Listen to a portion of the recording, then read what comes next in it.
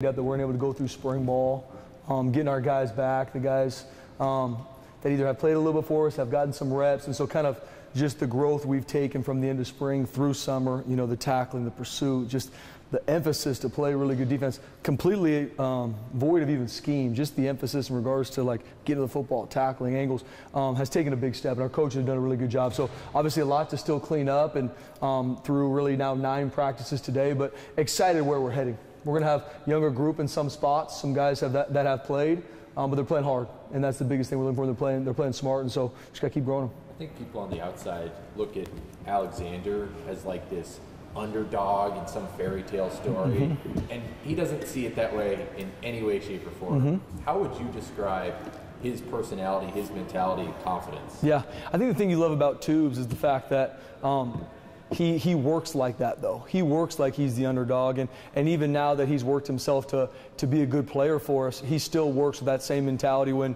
he was a walk-on and he was 4th or 5th on the depth chart. You know, which is a lot of who we are at Boise State, right? It's that mentality, that blue collar where we're going to outwork people, and Alex Tubner really exemplifies that. And excited just the steps he's taken from spring ball through the summer, the different things either on the field, how he trains, taking care of his body, all the different things. So and he's really stepped up in how he leads in that back end too, knowing what's supposed to be communicated, because we talk about it all the time. They got to set the umbrella. If they're wrong, it's going to be an explosive play that we can't give up. So just excited where he's kind of worked to, excited where he's working going in the future too.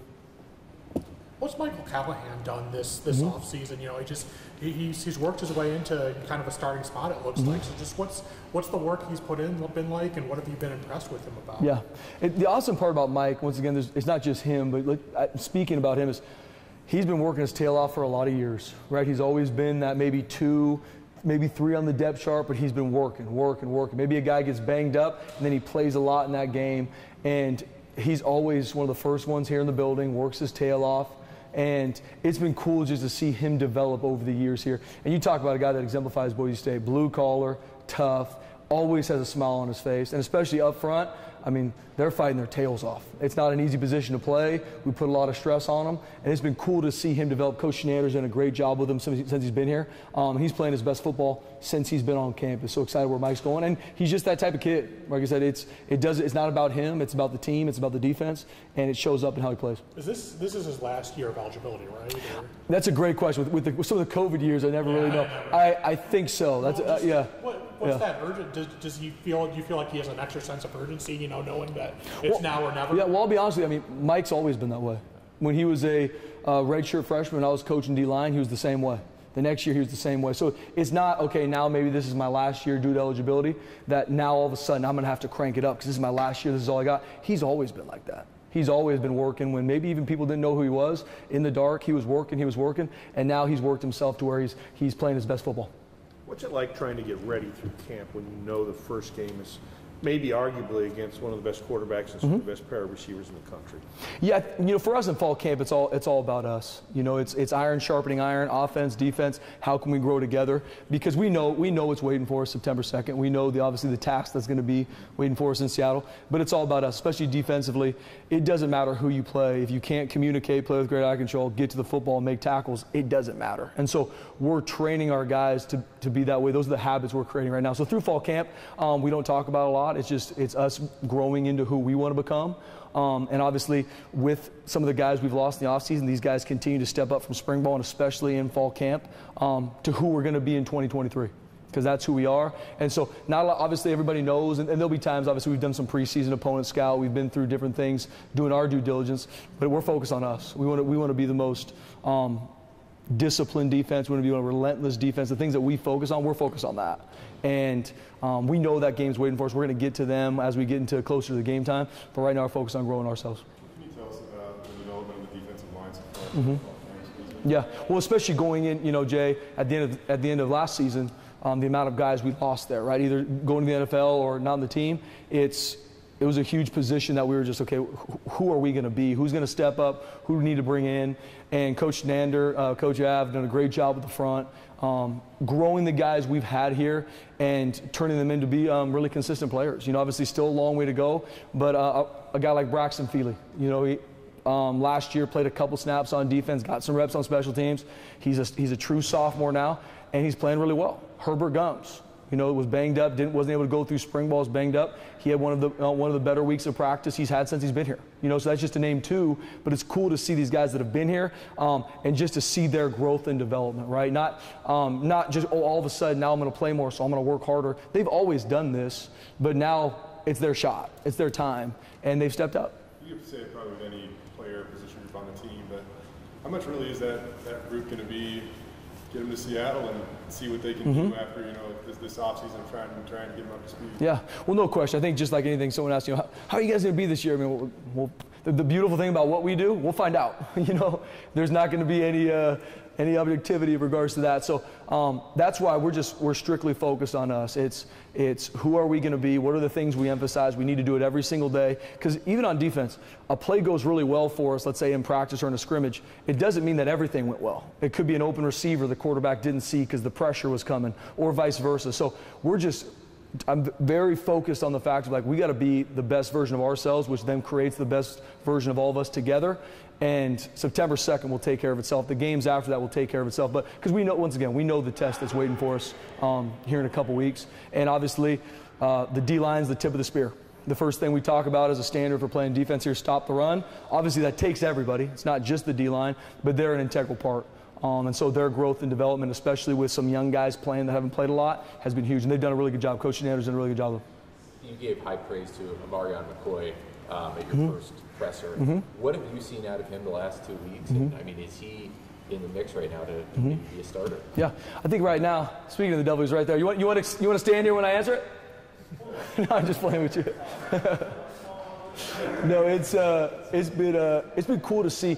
I mean, you talk about a guy that came in here mid-year from junior college. I think had a really good spring ball. Coach Demo has done a really good job growing him, his techniques. We put a lot on those corners, and I tell that group that we are pressed at the line of scrimmage all day long. We don't give any easy access throws. Like, we're going to be up there. We want a quarterback to feel like there's no pre-snap read, which puts a lot of stress on those guys. And so it's been cool for him to grow in his consistency through fall camp. I think leaving spring ball, we knew he could cover. We knew he could do a good job of that. He's a great kid to be around, works hard. Now him being able to play all the different situations, understanding, okay, now it's 3rd and 9. How can this be a little different? How can my technique change a little bit? So it's been cool to see him grow in that. And right now, obviously, everybody's competing, especially at the corner position. We got some good depth there.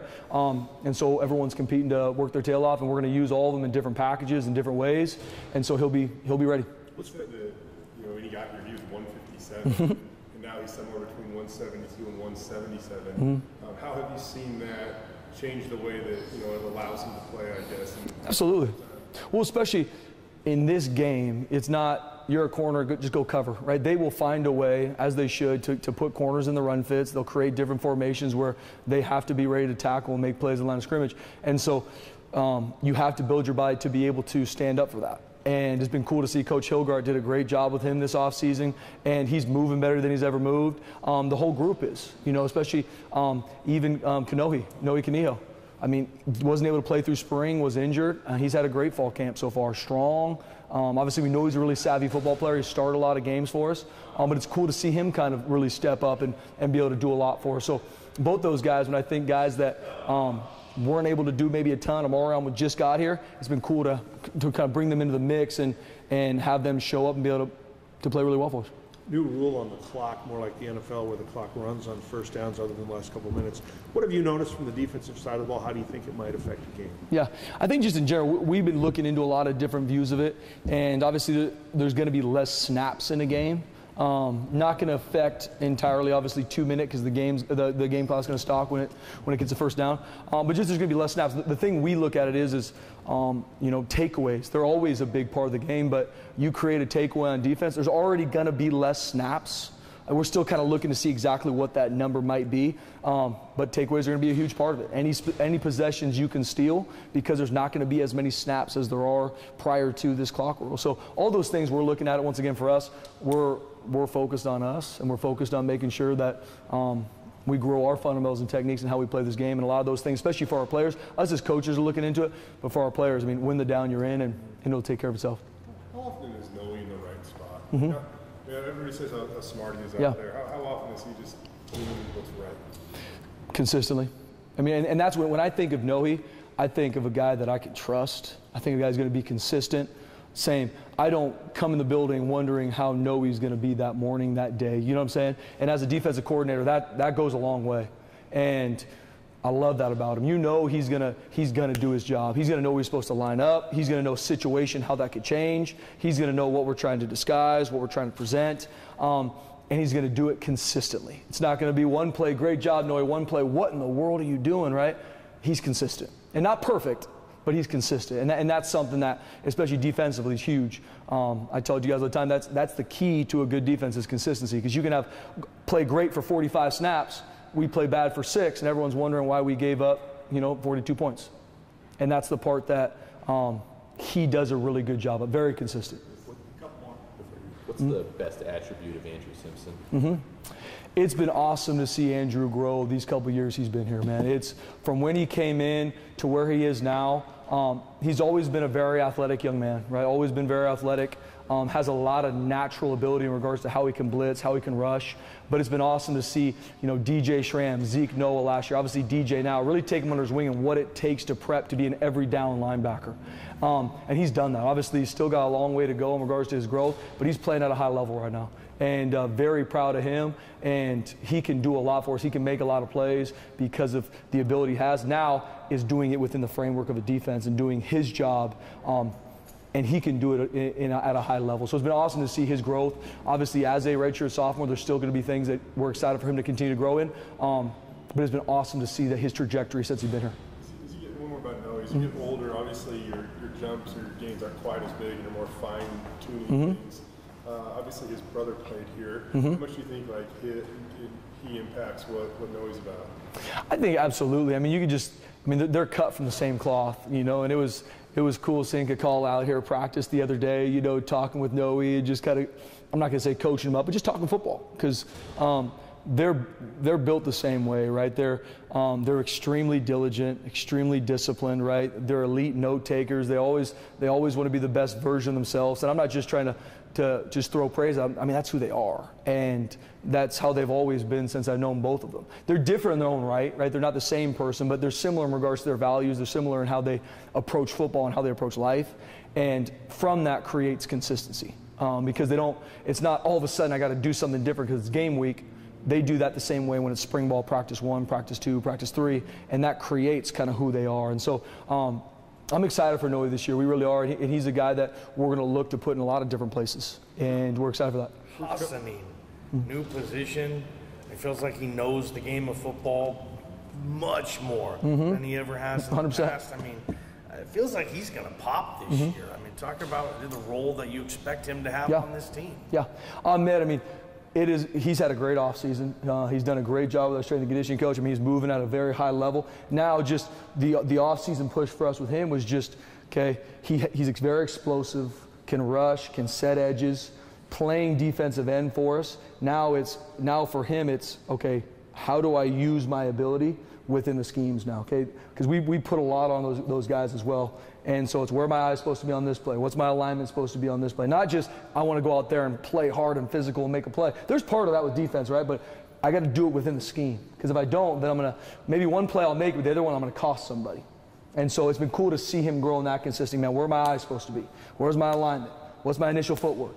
And he's grown in that. And then obviously, the more he plays American football, he's going to grow in just understanding the game itself, and he has. He's had a great summer. He's having a good fall camp so far. Coach Frazier, Coach Ab doing a really good job with him, and he's growing, and we're obviously going to need him. Where do you think you're most pleased with what you've seen on the defense in the first 2 weeks? How relentless we are to get to the football. That would be the biggest thing that I am proud of is that. Because that's where everything starts. Obviously, communication, eye control in regards to the pre-snap keys and eyes. But when that's ball snap, relentless pursuit eliminates explosive plays. And that is the habits, that's the mentality you have to play this game with. And that's been awesome to see. And once again, it's not me holding the standard. It's our players on the field holding the standard. So that's without question what I am most excited about. In terms of fall camp, you obviously, every player's goal is to get better. How does DJ Schramm improve in year 47? DJ's got a lot to improve on. Once again, DJ Schramm, why he has worked himself to this point is because he walks in that meeting room and studies the same way he did when he was a freshman. That's DJ. DJ will take more notes in the meeting room than probably anybody, because he's always trying to find that little one, maybe one nugget to create mastery, right? That's what he's all about, creating mastery. And so it's cool to see, no matter what we're going through, we're probably going through something he's heard, I don't know, 15, 20 times maybe, still writing it down, still asking questions, because he knows there's going to be maybe one thing in there that I'm going to catch this time. And not only that, then what's he do? The rest of the guys in there that want to be like him at some point are looking, like, oh, DJ's writing this down. What should I do? I should probably write this down now. And so he's bringing guys along with him. Not only that, when he's on the field, same thing. He doesn't need to say, hey, get to the football, communicate. Why? Because he's doing it, right? He's leading the communication. He's leading the pursuit to the football. And so that brings other guys around with him, especially with losing a couple leaders in the offseason, which always happens in college football. He's done a great job not only leading by his actions, but also creating more leaders, because they just got to look at him and be like, that's what it looks like. But he's always working to improve his game and bring it to another level. He's had a really good offseason, improving his movements, some of the different blitz and pass rush techniques we use with those guys. And so I'm excited for him. I think he's going to continue to grow and have a really good season. Right now, the Boise State defense is really the only group that's gotten a good look at the intricacies of the Boise State offense so far. You know, what stands out to you about what Hamden is bringing to the field this season? I think Coach Hamden's done an awesome job. I think, not to obviously talk too much about him, but I think he understands the personnel we have here, and he does a great job putting them in great places. Could be from the tailbacks to the tight ends to receivers, obviously with TG, putting him in situations where he can be extremely successful. And he's built a great mentality for that group. Like, they have a ton of confidence. They put a lot of stress on defenses, and he knows how to use his personnel. And he's a great guy to work with. He's great with the players. They look up to him. They respect him. He brings a lot of energy when he's on the field. So I think that's the biggest thing I see when I see him. He knows how to use his personnel, and he brings a lot of confidence to that offense, and they're going to be very explosive. All right. Thank you all. Thanks, guys.